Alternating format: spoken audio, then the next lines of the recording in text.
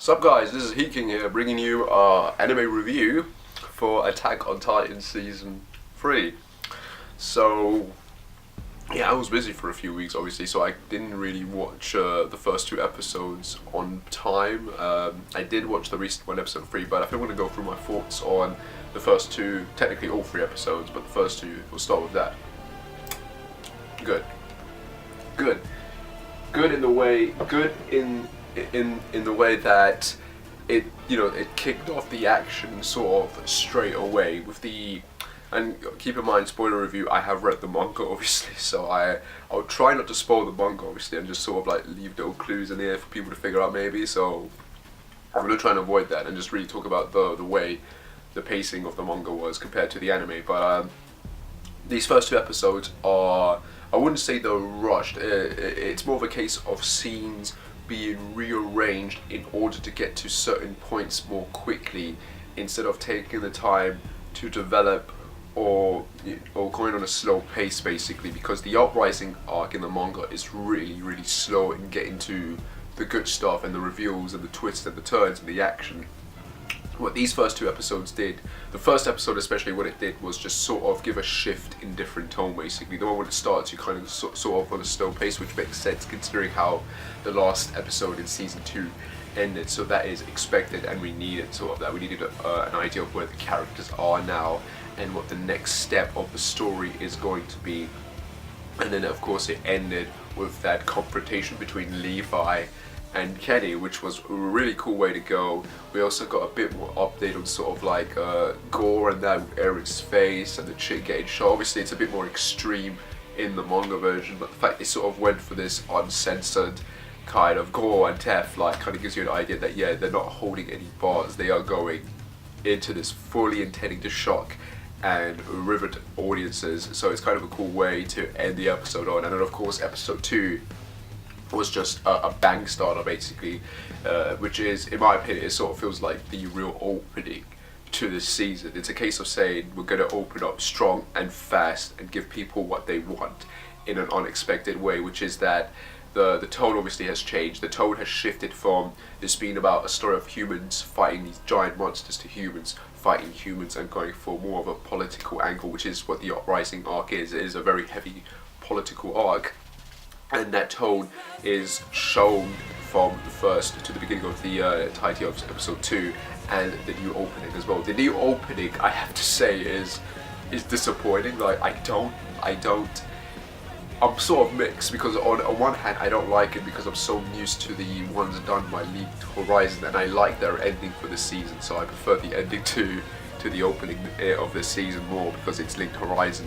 But I also understand and respect the total shift because it is a big massive shift. The opening is a representation of how different this entire first half of the season is going to be. We still have no 100% confirmation that we're getting a second half to this, a part 2. So for now, I'm going into this with the assumption that we're only going to get 12 or 13 episodes and it is going to be Uprising. And yeah, the opening represents that total shift, that it is about humans, it is about the characters, and we're going to be focusing on them a lot more. But yeah, back to the action.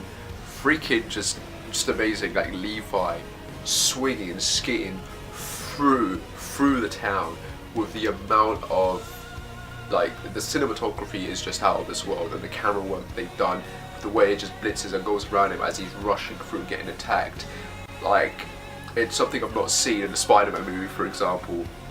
And the way they're pulling off this with this fast pace, like it's insane, especially when you consider the fact that the gear, the mobile gear that they use, it's very difficult for humans to use in the first place. And Levi is basically, he's at the top of his game, being able to skate through and dodge and go through the corridors and the narrows of the street to get to where he's going. And having to rush into that bar basically because he's clever to know enough that he needs a weapon to fight these guys, because it's basically sort of like it's basically humans versus humans. You've got these humans that have weapons to kill titans, and then you've got these humans who have weapons, pistols, guns, sort of designed to kill humans, to kill these guys. So it's like an anti-Soviet group unit that's going after them. And Levi's smart enough to know like how to deal with the situation in terms of distraction and using them against friends and that, like using this one guy as a human shield basically to attack the others and make his escape. We did get a very cool moment with Armin, for example, where again this whole season is 100% going to be about exploring the characters and the psychology, because this is a very more of a mental psychology attack, so if you will, like, you know, the Titans were sort of this physical threat, right, but the fact that they're fighting humans now is sort of going to hit them more mentally, because they've never killed humans before. We kind of get this with Armin when he has to make this split-second decision to save John. Like, John, he's been told he needs to kill these guys, he needs to kill humans to defend himself, that's been ordered. He can't do it, he hesitates, the person who's about to kill him hesitates as well, but Armin does, in that instant he just picks up his pistol, shoots, boom, done.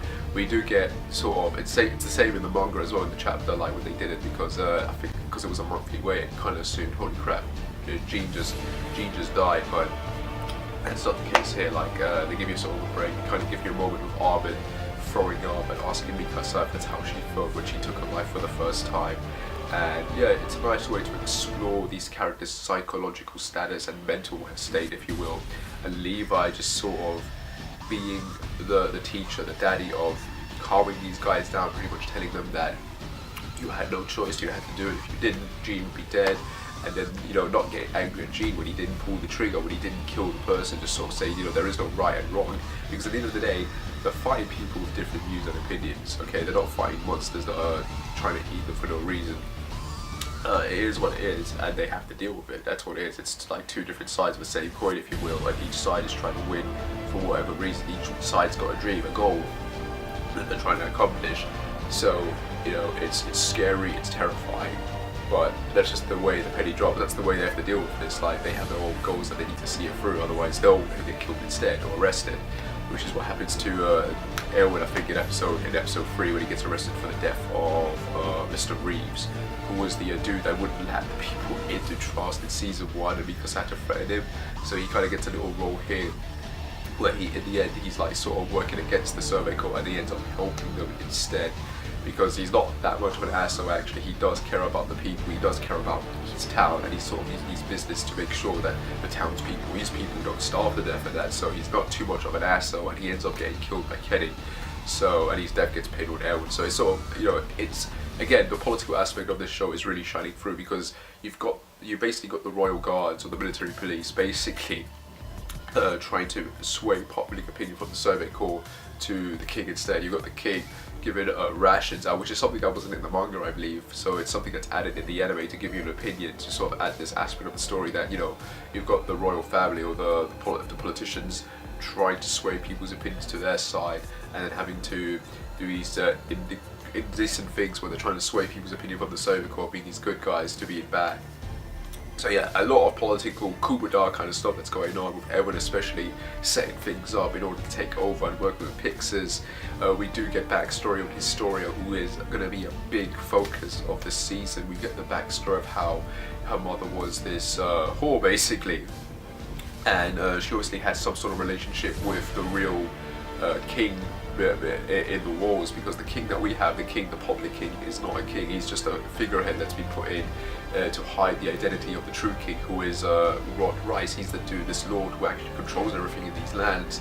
He had a relationship with Historia's mother. She gave birth to Historia, who's basically a bastard. If we're going to go with Game of Thrones terms, she is basically a legitimate heir to the throne, but she is a bastard. So now you've got Rod Rice coming in, trying to take his daughter with him. For whatever reason, this happens after the wall has gone down, so obviously something has happened. I mean, this guy, if he's the king, he would have other children, right? So where are the other kids? And the mother obviously is no fan of Historia. She hates her completely, which is really, really sad. It's like a big, like, what the hell? It kind of gives you an idea why Historia's attitude is the way it is, because like she was raised by people basically. So it's kind of amazing that in the end she sort of had this sort of heart of gold. But you do have this conversation sort of in the beginning of episode 1 with Erin, where she's like, she's not that nice girl Krista anymore. She's always been this sort of not caring sort of person. It's kind of Ymir that sort of pushed her to sort of be this nicer person, I think, in a way. But with Ymir gone, it's like she sort of reverted to being herself again, her true self. And Aaron obviously appreciates that more because he doesn't like fakers. So yeah, you've got that going on here. And then of course you got Kenny killing her mom, obviously, which is something that ties into something that happened in episode 2, when you've got the Hanji arresting these two dudes who killed Pastor Nick because he had information of the wolves. He's the one who told them his story. Obviously he didn't give in into the interrogation. He died without saying anything, so that kind of gave a bit more respect. Hanji had a bit more respect for him, knowing how he died, that he kept his mouth shut, and she ends up, going out of her way to torture these guys, who ended up killing him and getting information out of them and finding out that, yeah, the true successor, the true king of the walls is Rod Rice, and just playing psychological mind games on these two to against them. So that's kind of cool to see. And obviously, you kind of get this moment where the dude sort of mouths off why they did what they did, which was in order to keep the peace. They had to get rid of people who could have discovered the truth, who could have revealed the truth, certain truths, and it would have disrupted everything, maybe caused a civil war even. And we get these moments where they tortured and killed a teacher who ends up being revealed as Elwyn's dad, and Elwyn's dad was someone who knew certain things, and he tried to explain this to his son when he was very young, but Elwyn, being just a kid, ended up opening his mouth, and it ended up costing Erwin's dad his life. And this is sort of the motivation that's been driving Erwin since the beginning, forcing him to become a Survey Corps member, forcing him to become the commander, because he wants the truth to be revealed. He wants to prove that this theory that his dad had, that all this stuff they're being told is lies, and that potentially that someone's been using some sort of power to wipe people's memories. And he wants to prove that theory. There's obviously another theory as well that hasn't been revealed yet, because that would kind of give away the big spoiler what the series is aiming for. But for now, Erwin obviously has a goal, and that's his goal. Well, we have this other person as well who ended up being revealed as his story's mother, who was killed by them. And there was also this couple who tried to escape on a balloon. How they got a balloon, I don't know. Sorry guys, my camera stopped here, like holy crap, it's annoying. But yeah, as I was explaining, there was a certain flashback, I think it was episode 3 or 2, where Silas, the guy that Hanji's torturing, reveals that they killed a teacher who was Elwyn's dad. They killed a whore who ended up being Historia's mother, being revealed to be Historia's mother in episode 3. And they killed this. They also killed this couple who tried to escape the walls on a balloon. We don't know who this couple was, we weren't sure, but these are certain questions you need to actually ask yourself in order to get the answers. Who were this couple? How did they have access to a balloon? Think about it, where the way the walls are designed, everyone seems sort of backwards, right? There isn't a lot of big, massive technology, so where did they get access to a balloon? How come we haven't seen other balloons? Obviously because it's not allowed, you can't go over the walls, you can't go, there's the law, you're supposed to stay in here. And that's why why this couple were executed. But I believe it is strongly hinted at that these were meant to be Armin's parents. And it adds, if it is Armin's parents, it adds more questions basically, because it's a case of, if these were Armin's parents, how do they have access to a balloon, and who exactly were they? Because these are the same people who's, I believe Armin's grandfather or his parents. I think the book that Armin had in season 1 that he showed Eren, that talked about there being oceans, deserts and all that, I believe that belonged to his parents. Where did they get a book? Like, how did they have access to such a book when it's supposed to be banned, when it shouldn't even exist? You know what I mean? So it's little things like that add a certain mystery. Like, if these are Armin's parents, who were these people that they had a freaking balloon that they had all this time? Where did they get access? Do you know what I mean? Etc. etc. It's things like that are supposed to make you think and make you look at the characters in different ways.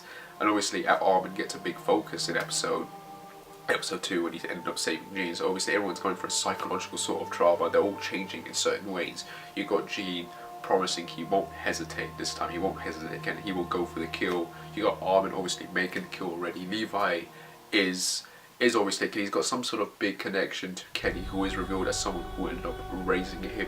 So you're wondering what the relationship between these two are. Obviously, it's also revealed, I believe, in episode 1 or 2, that Levi's surname is Ackerman. Now, I don't know if this was revealed back in season 1 in the anime, but I know in the manga it wasn't revealed until this point in the manga. So nobody had any idea what Levi's surname was until this point in the manga. In the anime it might be different. I think a lot of people knew. I knew it especially as well from the manga, so I don't know. But Levi's surname is Ackerman, which is the same surname as Mikasa. So obviously these two have some sort of connection, and I believe if you watch season 1 of the anime, there is a moment where I think Levi hears Mikasa's surname. I don't know if this was the anime or the manga, but he hears her surname and he sort of gives her this look like, oh, you've got the same surname as me. who are you, like how you related to me. So there's obviously some sort of relation, some sort of connection there. And obviously Levi is connected to Kenny in some way, because we do get this little glimpse of a flashback in episode 2 of young Levi just looking like he's starving to death. But obviously, you know, the answers will come later on. So we've just sort of started, and we're just sort of nearing the middle aspect of the series, because we're 3 episodes in.